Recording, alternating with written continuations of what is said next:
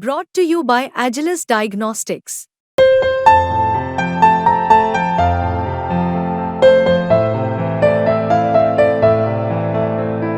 Agilus Diagnostics. नमस्कार, आप देख रहे हैं बिस्तक। मैं रजत देवगन। भयंकर बिकवाली भारतीय बाजार में शुक्रवार के सत्र में देखने को मिली और ऐसी बिकवाली जिसकी किसी को उम्मीद नहीं थी, क्योंकि एक दिन पहले हम समझ रहे थे 25,000 के लेवल के ऊपर निकलना मतलब बुल ग्रिप में है मार्केट, बहुत तेज खरीदारी हो सकती है। लेकिन हो गया क्या, लेने के देने पड़ गए। ऊपरी स्तरों पर ऐसी चपत लगी कि संभल पाना मुश्किल हो गया। अमेरिकन मार्केट्स पिछले सत्र में कमजोर थे। नैस्डैक बुरी तरीके से पिटा था, वहां का स्मॉल कैप इंडेक्स अब 3% ज्यादा नीचे था। ऊपर से जैसे ही आज एशियाई बाजार खुले तो नजर जा रही थी निके पे जो 5% नीचे था। तो हम ये सोच रहे थे भैया आज तो संभल पाएंगे कि नहीं संभल पाएंगे। ट्रेडर्स ने डरते डरते अपनी स्क्रीन ऑन की और वही हुआ जिसका डर था। गिफ्ट निफ्टी बता रहा था कि आज 240-230 पॉइंट नीचे जाएंगे। शुरुआती 222 पॉइंट के गैप डाउन के साथ हो गई निफ्टी की। ओपनिंग हुई 24,789 के लेवल पे और उसके बाद थोड़ा संभले थे, 24,851 के लेवल तक पहुंचे थे इंट्राडे में। लेकिन वहां पर कोई बेचने के लिए बैठा था और ऐसा जोरदार बेच गया कि आज के दिन का लो लगा 24,686, क्लोजिंग आई है 24,717 के लेवल की। चौतरफा बिकवाली हो गई, 293 पॉइंट्स निफ्टी उड़ लिया। देखिए है ये 1% ही, लेकिन 1% में बाजार कांपता हुआ दिखाई दे रहा है। निफ्टी बैंक 213 पॉइंट्स की गिरावट के साथ 51,350 के लेवल पे हुआ है बंद। रिलेटिवली आउट परफॉर्म कर गया एचडीएफसी बैंक की वजह से। इसके अलावा सेंसेक्स 885 अंकों की गिरावट के साथ 80,981 के लेवल पे हुआ है बंद। एशियाई बाजारों में कोहराम मचा हुआ था। ऐसी जोरदार बिकवाली, भयंकर बिकवाली। निके आज के सत्र में 5.25% टूटा है। जी हां, 5.25%। जापानीज मार्केट डाउन, ताइवान 4.5% नीचे, कॉस्पी 3.5% नीचे, हैंगसेंग का इंडेक्स 2% नीचे। भारतीय बाजार देखो फिर भी आउट परफॉर्म कर गए, 1% ही गिरे हैं बस। सेंसेक्स 1% नीचे। तो एशियाई बाजारों में सबसे कम गिरने वाले बाजार भारतीय बाजार ही थे।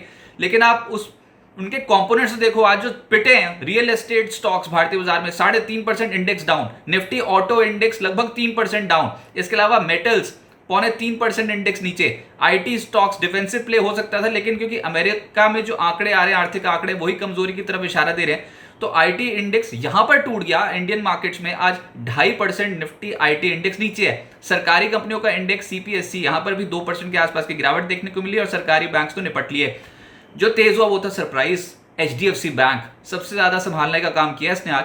इसके अलावा Sun Pharma, Kotak Bank, Divi's Labs, doctor Reddy's में खरीदारी थी। गिरावट वाले तो बहुत सारे हैं। इनफैक्ट निफ्टी के आज के सत्र में 42 शेयर्स गिरने वाले, लेकिन एलएनटी, टीसीएस, इन्फोसिस, रिलायंस, आईसीआईसीआई बैंक ने दबाव ज्यादा डाला। जैसे मैंने कहा कि गिरने वाले थे निफ्टी पे 42, चढ़ने वाले थे 8। जो सबसे ज्यादा चढ़ा वो था डिविस लैब्स 0.2%, एचडीएफसी बैंक 1% ज्यादा चढ़ा। डॉक्टर रेड्डी, सन फार्मा, ये दोनों स्टॉक्स तेज थे। ब्रिटानिया में भी हल्की खरीदारी हुई।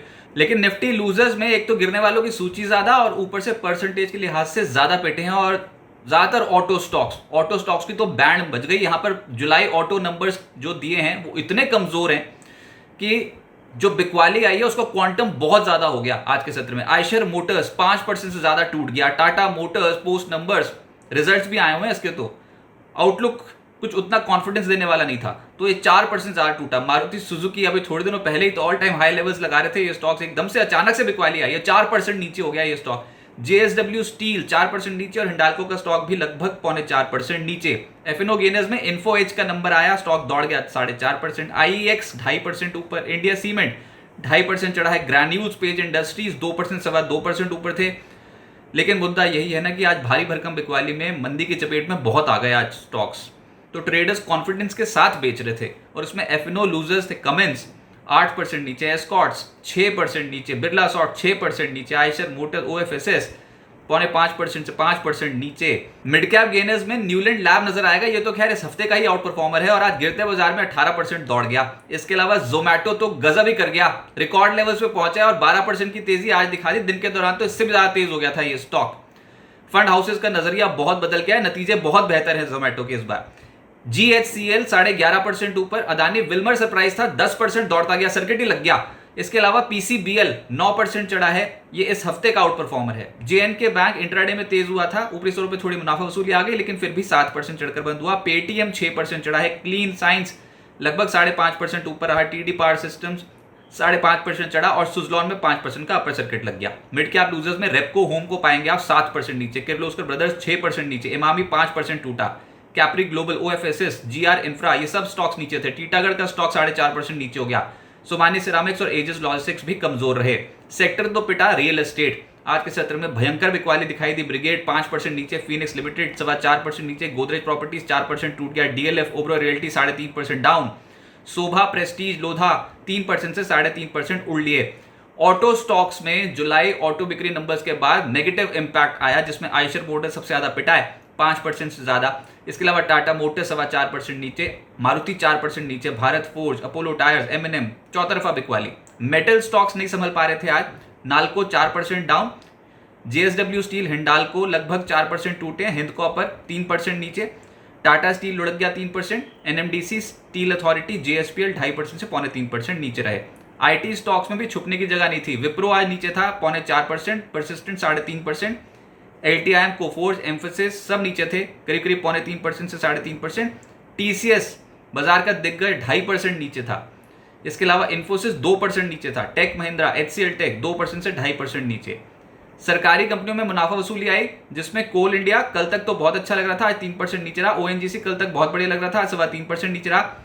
इसके अलावा बीईएल 2.5% टूट गया। NLC India, Kochi shipyard, SJVN, NHPC, power grid हर तरफ बिकवाली। और सरकारी बैंक्स में बैंक ऑफ बड़ौदा सबसे ज्यादा पिटा है 3%, पीएनबी 2% नीचे, आईओबी, कैनरा बैंक 2% नीचे, SBI, union bank, central bank सब नीचे।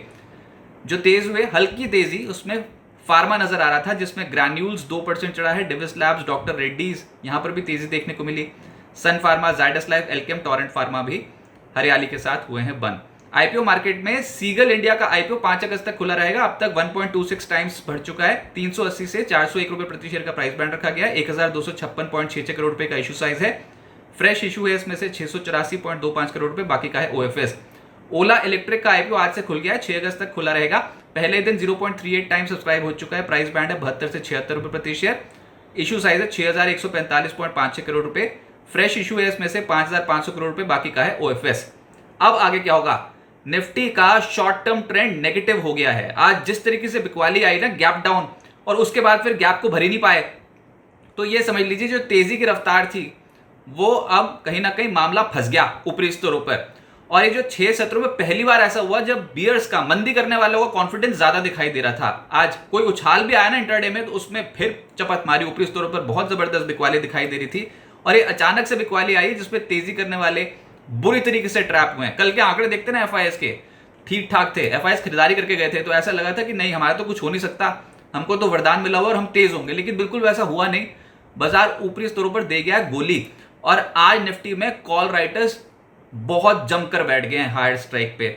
अभी फिलहाल 25,000 के स्तर को पार करना बहुत मुश्किल हो जाएगा। अगर तो पार कर लिया तो समझ लीजिए बच गए, लेकिन अगर 25,000 के लेवल के नीचे मेंटेन हो गए ना, तो उसके बाद लेने के देने पड़ जाएंगे। ऊपर से आज एनएससी पर चढ़ने वाले शेयर्स की संख्या 1061, गिरने वाले 1631। कल भी ऐसे ही हुआ था, कल बाजार चढ़ा था, गिरने वालों की संख्या तब भी ज्यादा थी। आज तो वैसे ही घुस गया मार्केट नीचे, तो फिर तो बहुत ही बुरी तरीके से आज के सत्र में गए हैं। तो ऐसी मार्केट किसी भी लिहाज से ठीक नहीं होती। हाँ, ये है कि लॉन्ग टर्म इन्वेस्टर्स के लिए एक बहुत ही बढ़िया मौका आएगा लोअर लेवल्स पे, लेकिन फिलहाल शॉर्ट टर्म में तो बाजार में नर्वसनेस देखने को मिलेगी। ये लग रहा है बाजार में उछाल पर फिर बिकवाली होगी। अच्छा, 25,000 के नीचे रहना तो एक तकनीकी दिक्कत है ही नहीं, जो है ही, लेकिन जो दूसरी बड़ी मुसीबत बन जाएगी वो ये, अगर 24,650 के लेवल के नीचे चला गया और उसके नीचे अगर कामकाज करना शुरू कर दिया तो बहुत ही बड़ी आफत आ सकती है। देखते हैं कि 24,650 के लेवल को बरकरार रखते हैं कि नहीं। उसके बाद ना नीचे के लेवल्स बहुत ज्यादा खुल जाएंगे एकदम से अचानक। तो अभी तो मार्केट ने इस लेवल को रिस्पेक्ट कर रखा है। क्लोजिंग भी आई है 24,717 के लेवल की, तो हो सकता है थोड़ा बाउंस देखने को मिले अगला हफ्ता। इसलिए भी क्रूशियल है क्योंकि 6 और 8 अगस्त को एमपीसी यानी कि आरबीआई की पॉलिसी बैठक है। 8 अगस्त को आएगा फैसला ब्याज दरों को लेकर। उससे पहले हो सकता है कि बाजार थोड़ा सा संभलने की कोशिश करे, लेकिन हरकत नहीं थी आज मार्केट की संभल पाने की। कन्विक्शन के साथ खरीदारी नहीं होगी तो पोजीशन साइज ऐसी मार्केट में तो कम रखें। अगर अभी तक आप नहीं खरीद पाए, 24,074 से दौड़ते दौड़ते अगर 25,078 के लेवल तक मार्केट चला गया, उसमें नहीं अच्छी तरीके से खरीदारी हुई थी, तो अभी तो बिल्कुल ही हाथ ना लगाएं। अभी थोड़ा नीचे आएगा तो उसके बाद फिर से मौका मिलेगा। ऐसे गिरते बाजार में एकदम से फुल कॉन्फिडेंस के साथ नहीं उतरना चाहिए। ऊपर से जियोपॉलिटिकल टेंशंस भी बाजार पे हावी हैं, तो जो भी खबर आएगी इजराइल हमास से जुड़ी वो भी एक असर डाल सकती है। तो बाजार में अभी तो फिलहाल सेंटिमेंट, पहली बार ऐसा हुआ बहुत समय बाद हमने देखा कि सेंटिमेंट थोड़ा सा नेगेटिव हो गया मार्केट का। 1% ही टूटे थे, लेकिन एशिया बाजार में जिस तरीके की बिकवाली थी ना, उसको देख के नर्वसनेस हो रही है। तो मार्केट पे अभी हो सकता है लोअर लेवल्स देखने को मिले। कोई उछाल आएगा तो बिकवाली होने की संभावना फिलहाल ज्यादा है और अगले हफ्ते बड़ा ट्रिगर होगा आरबीआई पॉलिसी। बिस्तक आपके लिए लाया है प्रीमियम मेंबरशिप प्रोग्राम, जहां आपको मिलेंगे कई सारे फायदे, जिनमें मार्केट न्यूज़लेटर, लाइव चैट पर आपके सवालों के सबसे पहले जवाब, मार्केट आउटलुक, वीकेंड पर मार्केट स्कैन, एंकर्स के साथ चैट और भी बहुत कुछ। इस प्रीमियम सब्सक्रिप्शन में 3 तरह के प्लान्स हैं, सिल्वर, गोल्ड और प्लैटिनम, जिनकी शुरुआत मात्र 159 रुपए महीने से होती है। इससे जुड़ना भी बेहद आसान है। बिस्तक के YouTube चैनल पर जाएं, ज्वाइन बटन पर क्लिक करें और अपना प्लान सिलेक्ट करें। बस बन गए आप हमारे प्रीमियम मेंबर।